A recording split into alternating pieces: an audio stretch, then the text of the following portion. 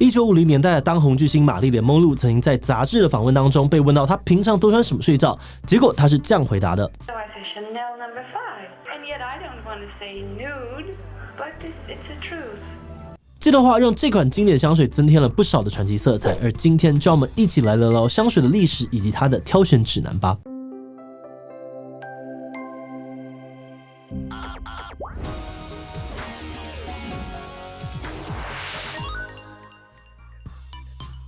Hello， 大家好，我是志奇。2021年是香奈儿 Chanel No. 5香水诞生的100周年，而在玛丽莲·梦露说完那句“我睡觉只穿 Chanel No. 5香水”之后，这款传奇经典的香水似乎每过1年就多添增了1分神秘感。从古到今不论是东方或是西方，香水和美人总是和奢华的生活连接在一起。人们呢常常使用香水来彰显自己的身份或是品味。如果一个人身上的香气可以跟他这个人的形象相称呢，就能够让周遭的人印象深刻。今天喷洒香水已经成为了许多人打理自己的基本配备。然而在数千年前，喷洒香水可不是女性或是少数人的特权，也跟品味没有关系，而是上古文明开趴宴会或者是宗教仪式上面用来营造气氛的工具。那究竟这个原本用来营造气氛的香水是怎么变成喷在人身上的香水的呢？而喷洒香水的习惯又是怎么样席卷全球的呢？今天的志奇呢就要和大家一起来挖掘香水的故事。但按照惯例在开始之前呢，先让我们进一段工商服务时间。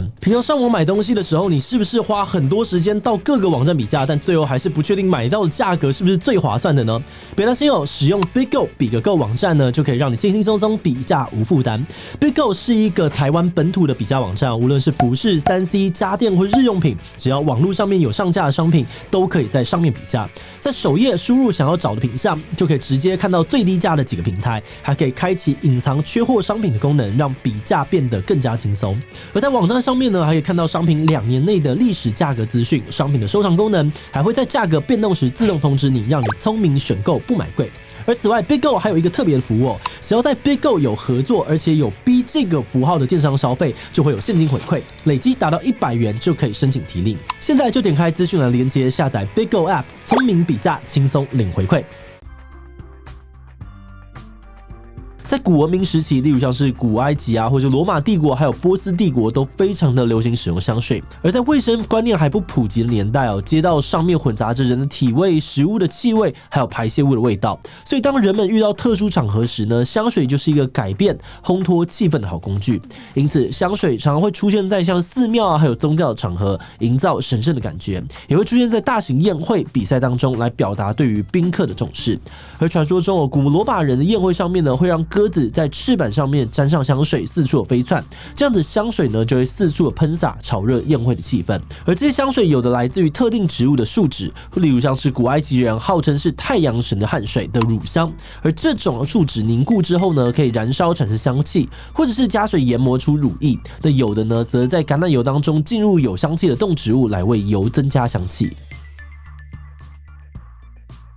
那因为这些香水的原料很稀少，所以能够私自拥有这些香水的大部分都是皇室或是贵族，而香水也逐渐的成为一种身份地位的象征。例如波斯帝国在历史上面是出了名的爱用香水，甚至曾经流行过让新上任的波斯国王选定自己的标志性香水，然后就禁止其他人使用同样的香水，就算是家人或者亲信也不可以。而此外，也因为香水非常珍贵所以历史上面能够生产香水的国家都拥有雄厚的经济实力，并且透过进贡香水来拉拢其他国家。像是在宋朝的时候呢，阿拉伯还有东非就曾经向宋朝进贡过许多的乳香和香药。不过话说回来皇室贵族在一个国家的人口当中通常都是少数，那么是从什么时候开始香水也普及成为平民爱用的生活用品的呢？这一切还要从一群不爱洗澡的人开始说起。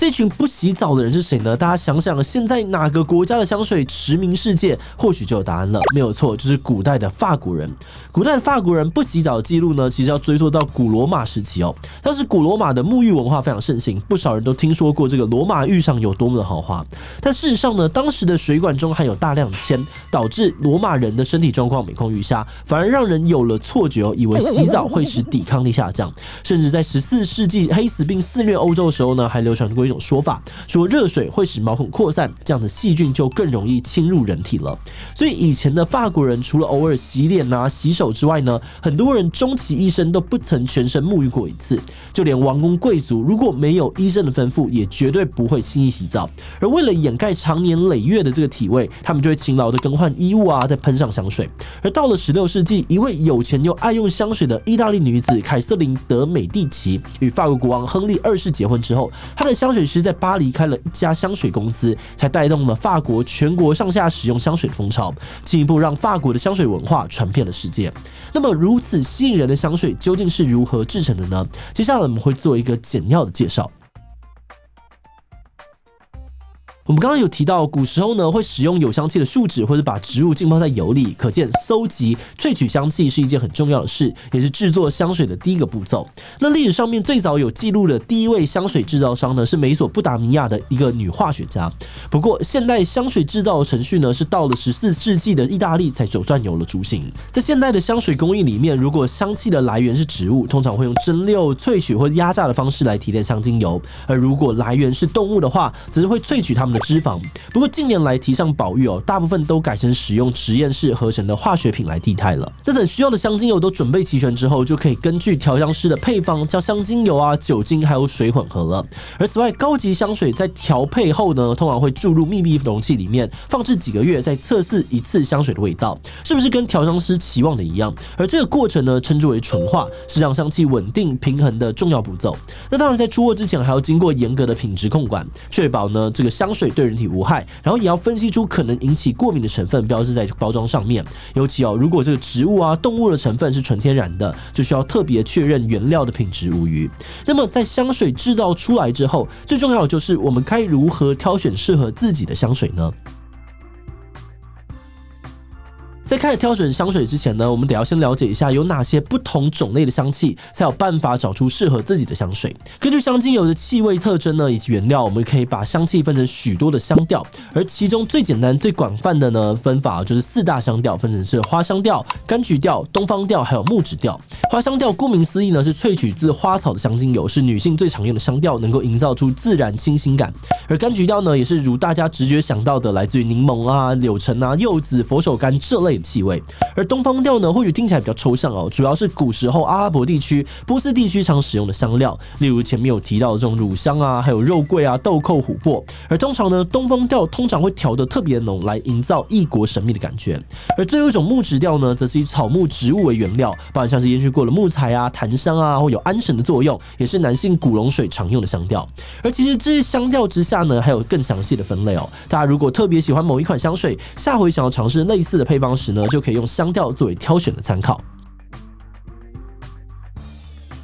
一款香水根据配方会混合拥有不同香气的香精油，而这香精油呢具有不同的挥发速度，因此喷上香水之后呢，皮肤上面停留的香气也会随着时间变化，形成香水的前中后调。而前调是配方里面挥发最快的成分，也是擦上香水闻到的第一种香味，决定了这款香水给人的第一印象。而大约过了20分钟之后，就会出现中调，也是香水配方的核心，主导着香水的整体风格。而再过20分钟之后，后调就会开始浮现。后调通常会有定香的功用是帮助调和中调在皮肤上面停留的尾韵。所以建议大家在选香水的时候呢，不要试喷之后就立刻做决定，最好试喷之后再四处的逛逛，等到前调散去后呢，再看看这个中调还有后调的味道是不是也喜欢。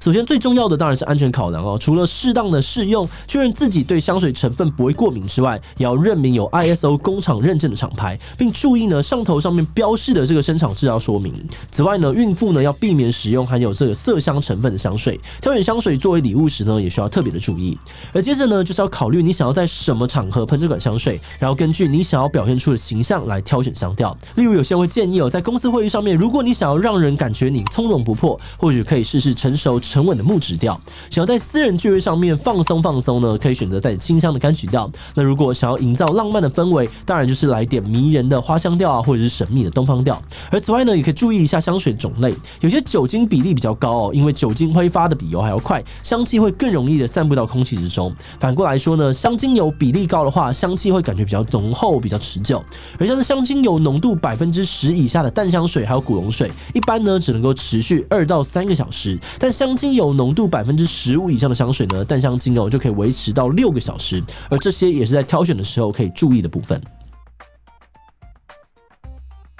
那选好香水之后呢，怎么喷也是一门学问，而许多电影里面都会出现这个香水雨的经典桥段。但其实比起喷洒全身呢，更有巧思的方法是少量的涂抹在体温相对高的部位，例如像是耳后啊、颈部啊，或者是手腕啊，还有膝盖内侧，让体温自然的促使香气的扩散。不过还是要避免容易流汗或是过敏的部位哦，以引起一些身体的不适。那想要低调的人呢，可以将香水喷洒在这个梳子上面，在梳头，或是喷洒在脚踝啊、裙摆、衣袖的内侧，这样走动时呢，飘散出若有似无的香气，也能够给人不同的观感。